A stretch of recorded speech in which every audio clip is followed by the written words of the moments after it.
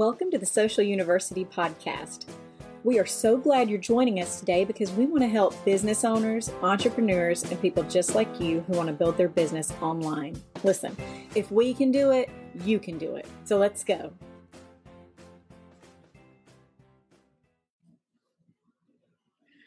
Good morning. I'm Karen Terradas with Social U, and with me today is Lisa Schuck, marketing expert and strategist. She is one of the very valuable vendor friend that we work with constantly. She does almost all of our strategic planning for marketing, does great research, does great analysis. She's been in this business for a couple of decades now, so she definitely knows what she's doing. Good morning, Lisa. Good morning, Karen.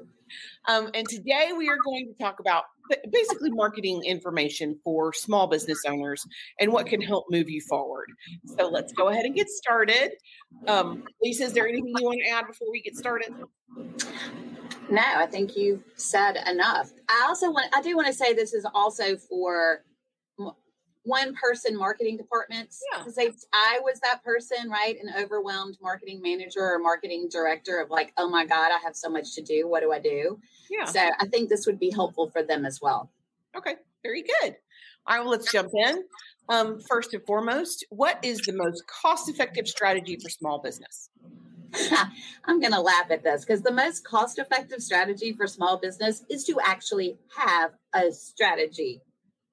Most small businesses and overwhelmed marketing managers and directors that I know, a lot of times are really just throwing spaghetti up against the wall to see what sticks. Yeah. Whereas it's been demonstrated statistically that small business owners and marketers that actually have a strategy and a plan are 313%, yes, you heard that correctly, wow, more likely to achieve their marketing goals.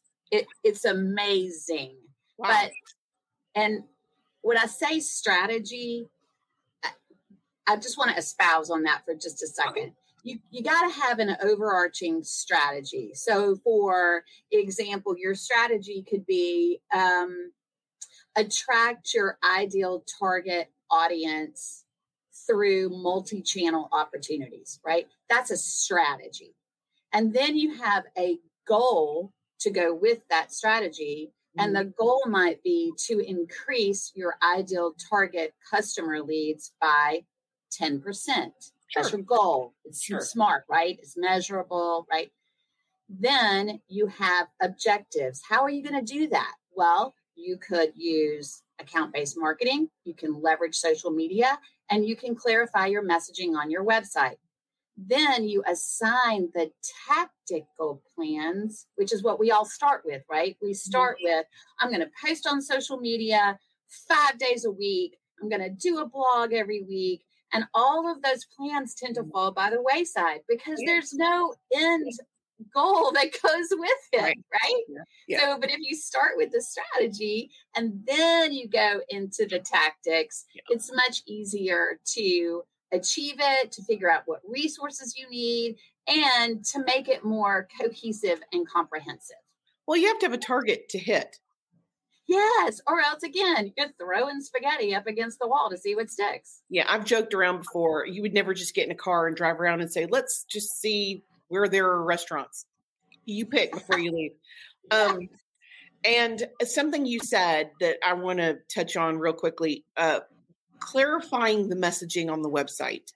I cannot tell you how often we will work with a company or talk to a company, and it's very clear messaging for them. It's their company. They know exactly what it means, but it is insanely unclear to the rest of the world. So I use Donald Miller's story brand, which his famous tagline is, if you confuse, you lose. Yeah. And what I tell companies is your website has to pass what's called the grunt test, which means within 3 seconds of someone coming to your website, they need to know what you do, who you do it for, and how they can do it with you. Like, that means you can't be this esoteric we fulfill big dreams kind of header on your website, right? Cutting edge technology. Yes. What exactly? That does not make sense. You need to say things like, we design, build, and maintain custom software applications. There you go. I know exactly what you do, right? Yeah. So that's key. That's very key. Nobody wants to hear their baby's ugly. Oh, I'm happy to tell them. Anybody out there want me to go review your website real quick and give you like the top 5 things to do to fix it? You just hit me up. I'll be happy to do that. And if your baby's ugly, I'm going to tell you. I'm going to tell you. Okay. Okay. So how can I identify? Okay. Now we know that we have to have this target, which, I mean, it sounds so simple, but we know it's hard, especially when you get busy doing your day-to-day stuff. So how do you identify and then target those ideal clients? Well, a lot of this information you have at your fingertips, but you just don't really ever look at it, right? So take a deep dive into your top 10 to 20% of your customer base, right? Look at what is your most profitable product or service. Look at the companies that purchase that product or service. Look at the person, the role, right? Is it the CEO? Is it the IT director that purchases from you? Really sort of define who you like working with best, right? And who works best with you. And then you can develop personas. And what is a persona? Well, it's really just building a personality around your ideal client. And you can have different personas. When I worked for a software company, when doing this for them, we had techie, we used animals, right, to be gender neutral, but we had techie tigers, right? And those were the CTOs of an organization, and they tended to be very analytical, ask a lot of questions, needed a lot of details before they could move forward. So sales and marketing knew that when we were approaching techie tigers, we had to give them more information. And they also understood technology lingo. So we didn't have to dumb down the message. But when we were talking to a nervous narwhal, which was really more of a COO or a CEO position, they didn't understand technology lingo. So we mapped out the demographics, titles, and size of companies and things like that we worked best with. And then we also did psychographics. And those are the key critical pieces that are they analytical? Do they understand the language? Do they need additional information? What kind of questions do you typically get from that persona? And by defining your personas of your target clients, then you can craft marketing messages, places on your website, social media content that all target that ideal persona. Yeah, agreed. Okie doke. So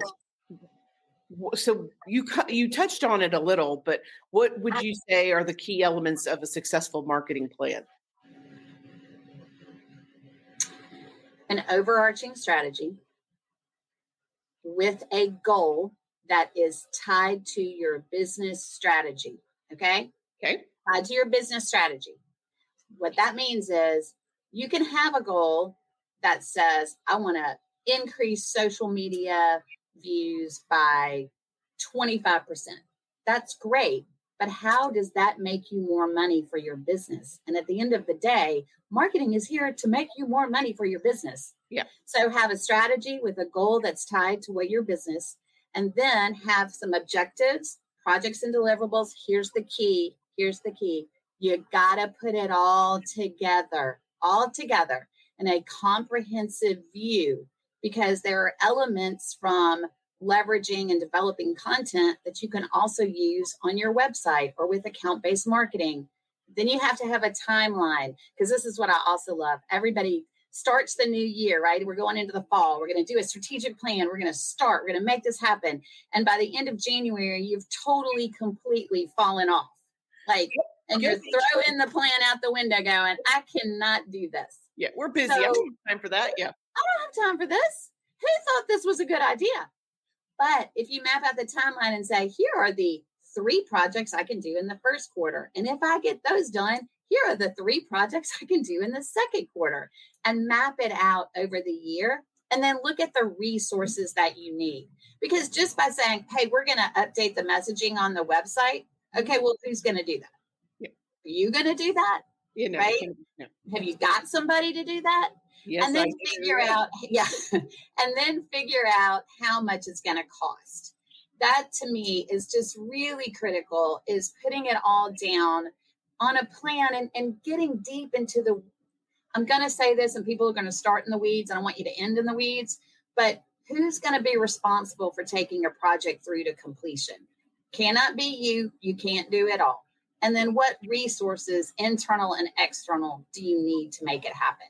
That's really how to make a strategic marketing plan. And I know we're going to talk about this a little bit later. I use a visual 1-page overview representation, and it makes it really easy to sort of look at a glance of what I think I need to do. And we'll drop a link at some point and you guys can download it. It's like, it gives you the overview, but it also tells you sort of how to fill it out. And that might be a way to start. Okay. And it doesn't have to necessarily be like 3 objectives monthly. It could be 1 objective quarter. It's bandwidth. Oh, definitely. It's bandwidth. Yes. Okay. I have a question for you. After implementing a consistent strategic plan, when should you start seeing results? What's realistic expectation? That's a great question. Thanks. Oh, that is a great question. Yeah. Consistent is a key word here. And when should you start seeing results? Well, I think that depends on what you're trying to achieve, right? Mm-hmm. If you are trying to improve social media, what does that look like for you? Because followers can be vanity metrics in a way, right? Really complete vanity metrics. But you want to see, are you attracting more visits to your website? Are people downloading more content? Are they interacting with your content? Are they leaving comments? Things like that. Are you engaging with your ideal? Then you can start and look at a trend line to see if that's increasing, if that's what you're trying to do. Mm-hmm. Now, a lot of other things, for instance, if you were doing an account-based marketing plan, right? And you were sending email marketing, which, by the way, email marketing is still for the money, which, by the way, is free. Yeah. One of the most effective ways to market. It's said that 91% of consumers check their email on their phone at least once a day. Yeah. I can tell you, I skew that average because I'm doing it every hour. Well, I am definitely not average. So above the average on that. Yeah. I check it all the time. Yeah. But if you are seeing higher open rates, higher click-throughs, like you've got to figure out your success metrics when you are mapping out your strategic plan. So it can't just, you're going to say, I want to see a 10% increase in website visits. And that's tied to improving or being consistent with blog content, which is tied to overall clarity of marketing website messaging, which is tied to, do you see what I'm saying? Like, I do. So how long should that take? How long? It depends, really, because it could be, you could see some immediate results within 60 days. Wait. You said immediate results, and then you said 60 days. Yeah. I just want to clarify, immediate on any kind of marketing or social media ROI, it's 90 days. That's quick. Yeah. Oh, yeah. Anything that you do in marketing, and people are like, well, why isn't it happening like next week? Oh, we've had customers who said, how are we doing after 5 days? I'm like, I don't know. I feel okay. How are you feeling?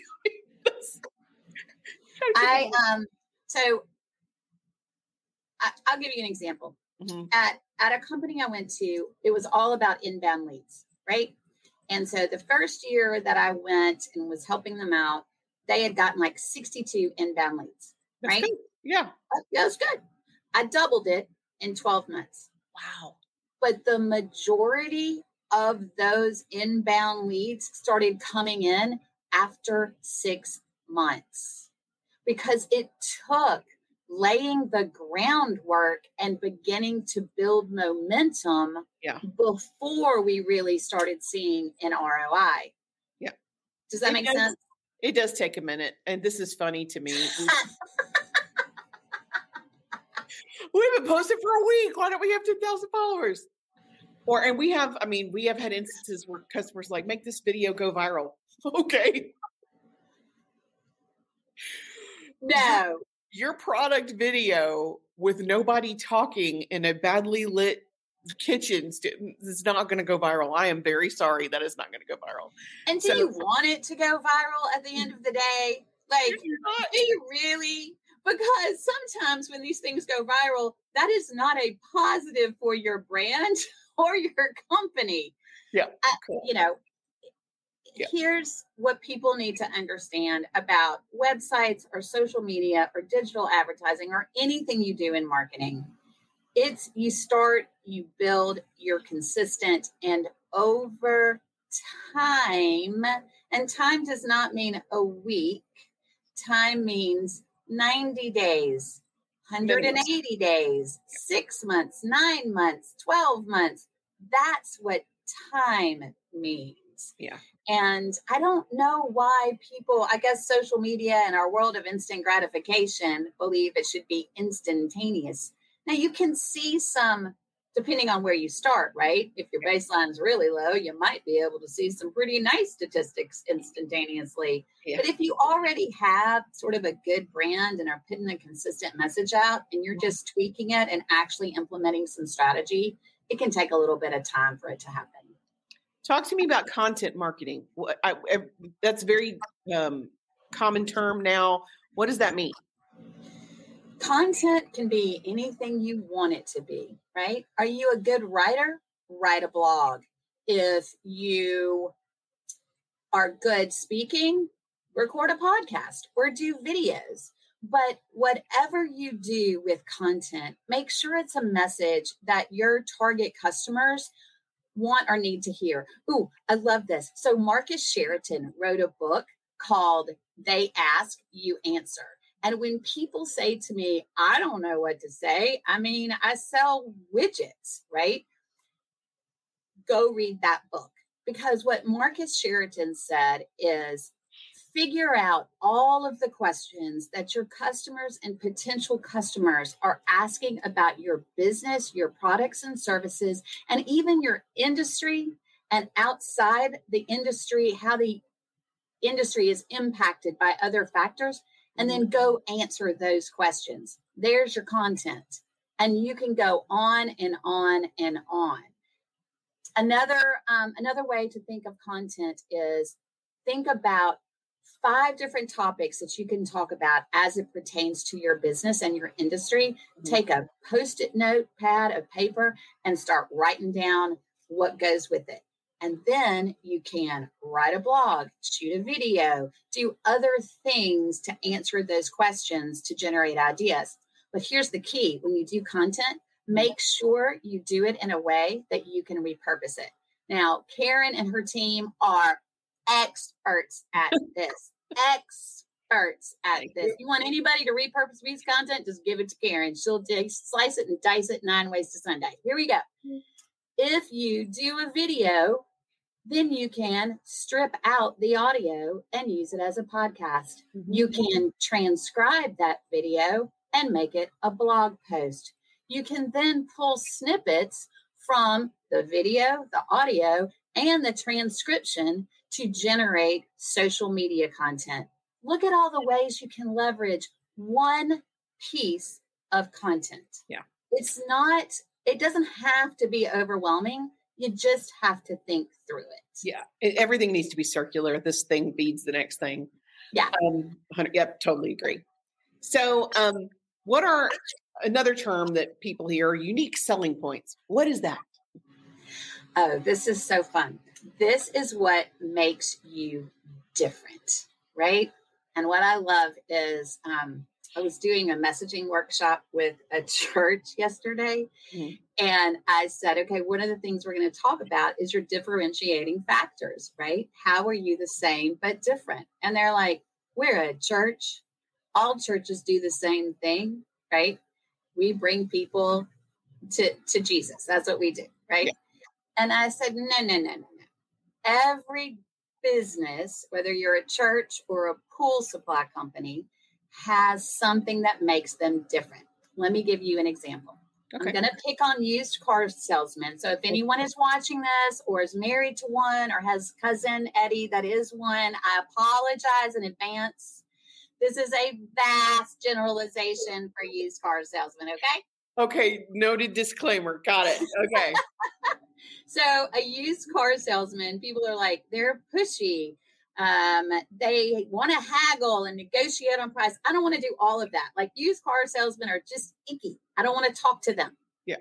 Along comes CarMax, and CarMax says, hey, we understand that you think that used car sales are icky. That's why at CarMax, we put a sticker on the car window that has all the details of the car and the no haggle final price. Yeah. We also understand that you don't want to talk to anybody until you are ready. So we're going to stay inside and you wander around, you look at things, and when you're ready, come in and talk to us, right? So we had an icky used car salesman, and CarMax says, here's how we're different, right? Same, we're selling used cars, but different. Then along comes Carvana, and Carvana says, hold my beer, CarMax. You don't even have to get out of your pajamas. You can peruse a website and order a car online, and we will deliver it in your driveway. Again, same, everybody's selling used cars, but different in how they do it. So thinking about how you're the same but different is a way to figure out what your unique selling proposition is. Okay.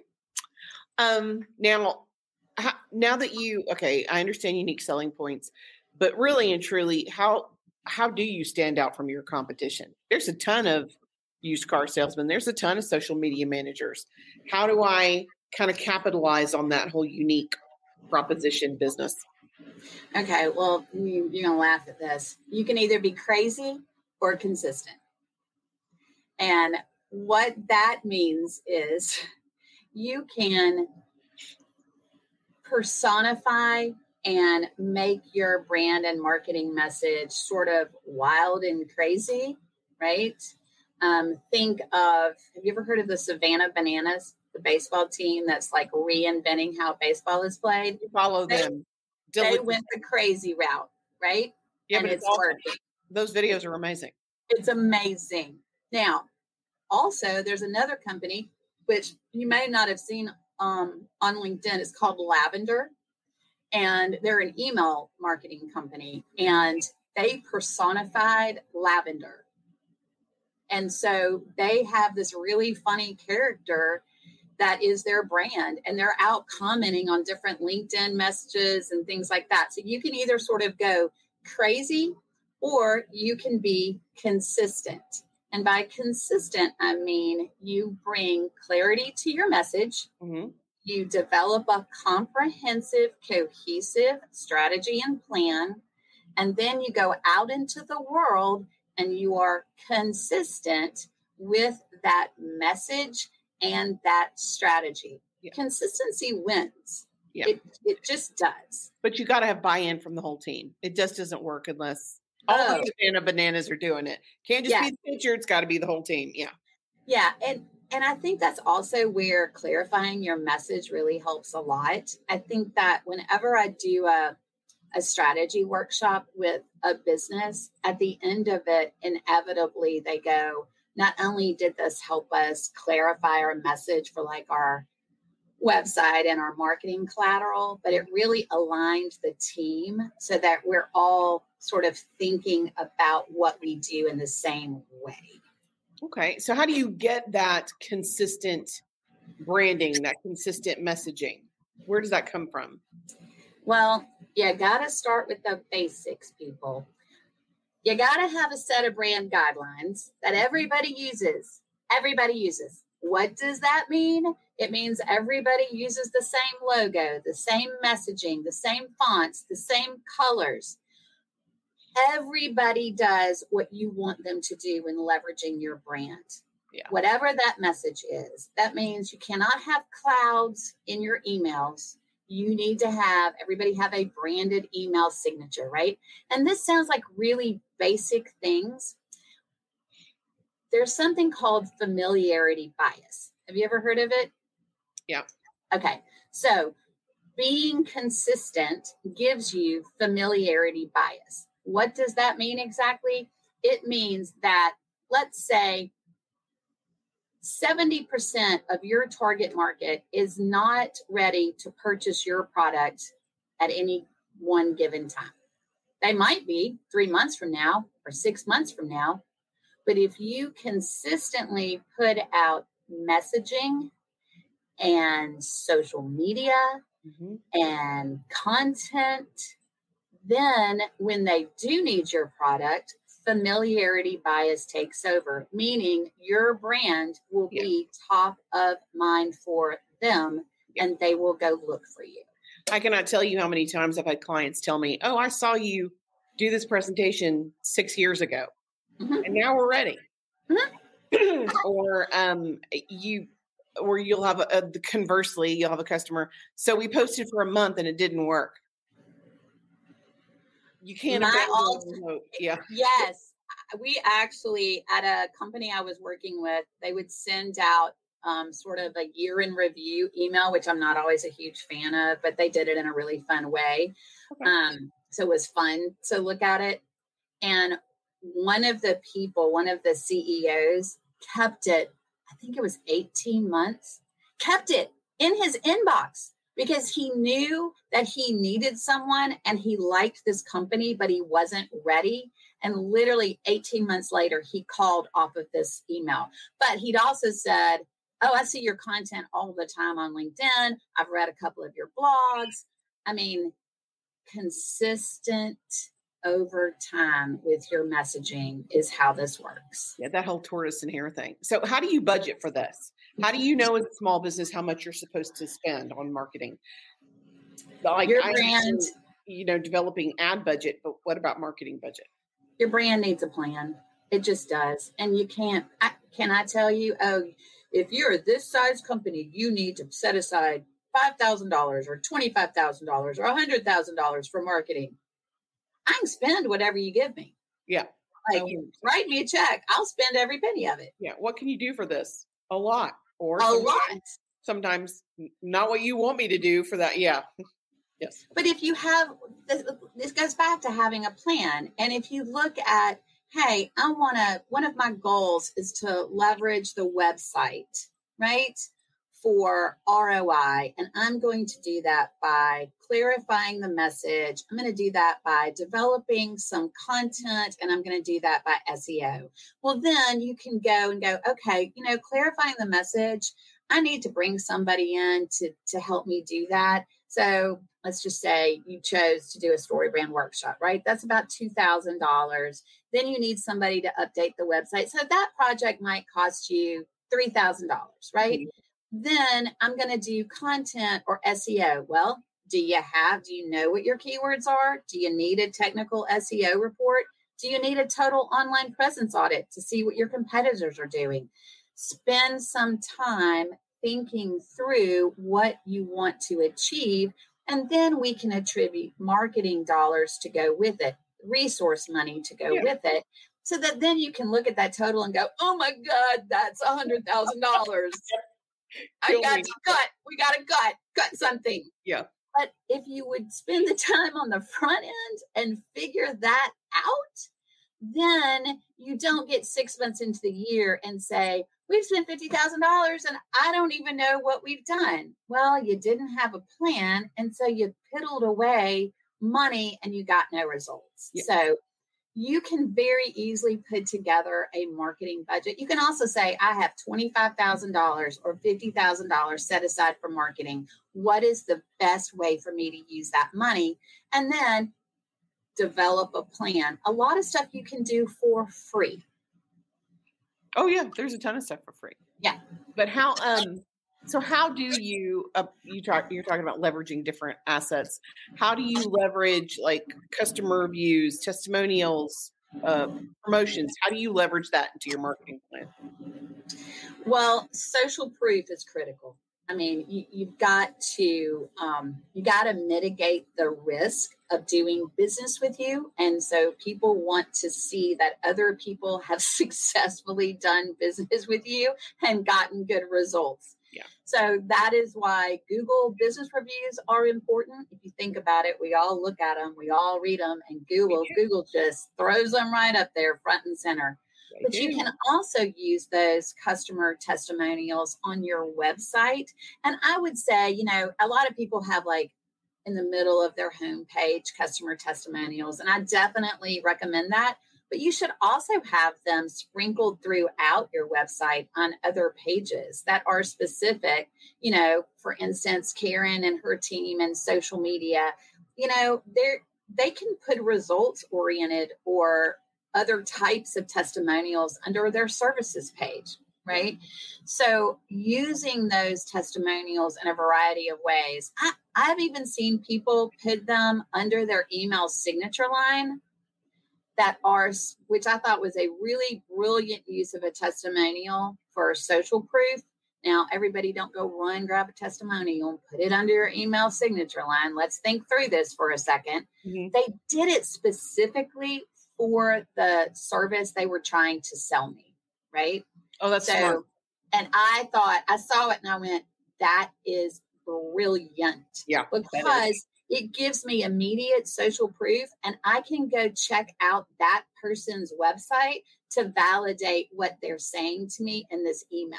So there's a lot of different ways that you can use testimonials and reviews. Well, this is a lot for somebody who is like a entrepreneur or a solopreneur doing it on their own. What if this is overwhelming and they need help? How do they get the help they need? Well, there are a variety of ways. If you want help, I would love to chat with you.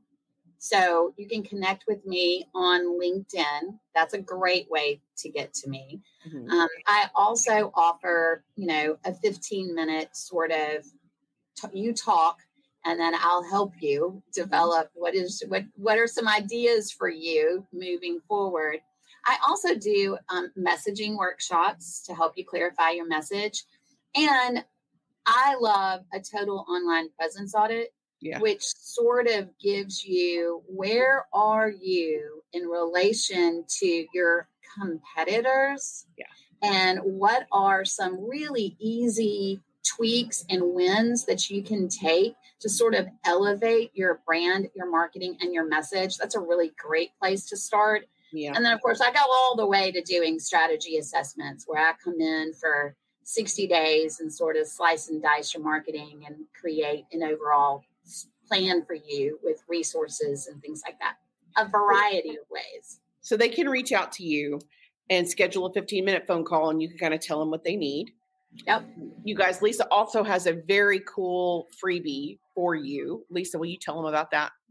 Sure. So as I've sort of been talking about strategy and overview, I feel it's important to have a visual representation. You can look down and go, oh, hey, this makes sense. So I use something that's a one-page strategy overview. And so I've created a download for you guys. And I don't know, it's 19 pages, something like that. I don't know, but don't be overwhelmed by that. It's really piece by piece of answer this question, put it in this block, answer this question, put it in this block. And by the time you get done, you have a one-page visual representation of a marketing strategy that you can implement. But if you need of course, download Lisa's information. But if you need more hand-holding, if you need more help, that's what she's here for. So we would definitely include the link to her Calendly so you could schedule a call and the link to her cool freebie so you could download that and get to know a little bit more about your own marketing plan. Lisa, thank you so much for hanging out with me today. I really appreciate it. Is there anything else you want to, parting words for our delighted fans? Parting words are thank you very much. for having me. This has been a ton of fun. I love it. And to those of you that are out there looking at the end of 2023 and looking into 2024, know that your brand needs a plan. Yes. Yes. And if you have a plan, strategy before tactics, and you can do it. You can do hard things. Yeah. Thank you, guys. Thanks, Lisa. Thanks. Bye-bye. Bye. Thanks for joining us for the Social University podcast. We hope you enjoyed it. Be sure to follow us on all of our social media at Stay Social U. That's the letter U. And we will talk to you next week. Remember, you've got this.